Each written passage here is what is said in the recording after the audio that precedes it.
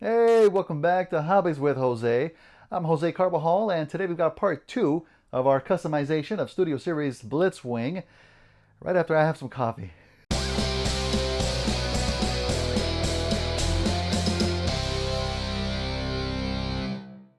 Welcome back to the channel, everyone. It's great to have you here. We've got some things to do before we start spray painting our primer and hopefully even adding some color onto the figure. We have to finish up some of the modifications. Like on the back piece, I want to go ahead and sand down the putty that we laid down, just so that the bottom of the gun, which is not going to be facing the front of the figure, is nice and flat, doesn't at least look hollow. So I'm going to get that nice and smooth. But before I do that, I do want to work on the head first. A few of you did correctly guess that I'm trying to recreate the visor look of G1 Blitzwing, and that's why I applied the putty over the eyes. This I think is going to be a bit more challenging, so I want to try and get this out of the way and see if I can get the proper visor look going on. So let's get started with this.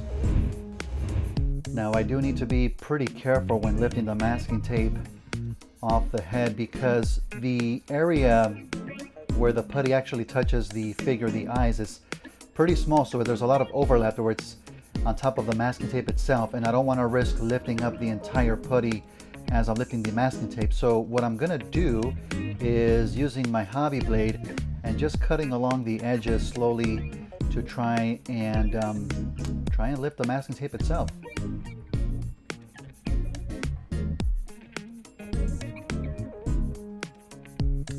Kind of really just scraping the excess putty that's on the masking tape itself.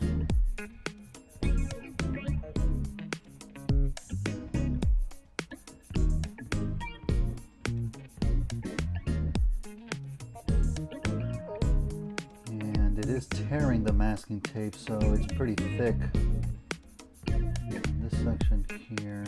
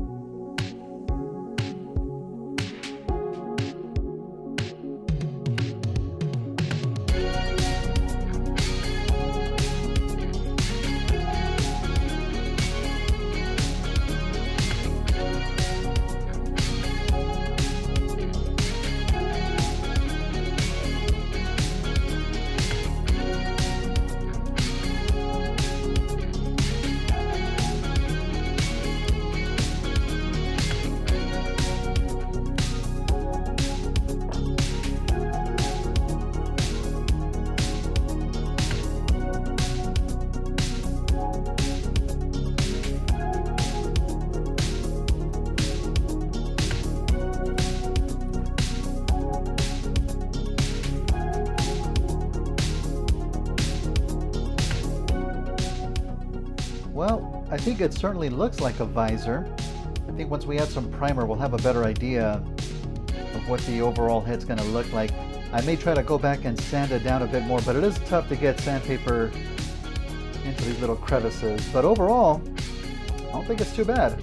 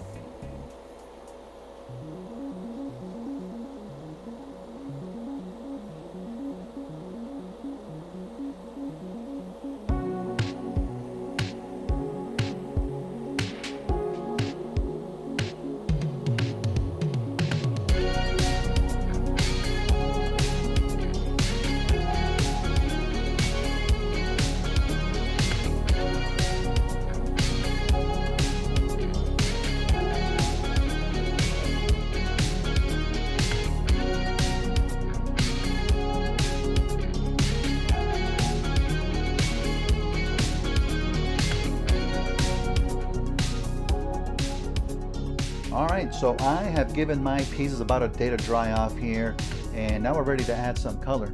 For the purple parts, I'm going to be using Tamiya's regular old purple X16. And for the more tan parts, I've got Tamiya's Buff XF57. And finally for the helmet, I'm going to go with yellow-green XF4, but it's not quite yellow enough for me, so I will be adding a bit of flat yellow XF3 onto it.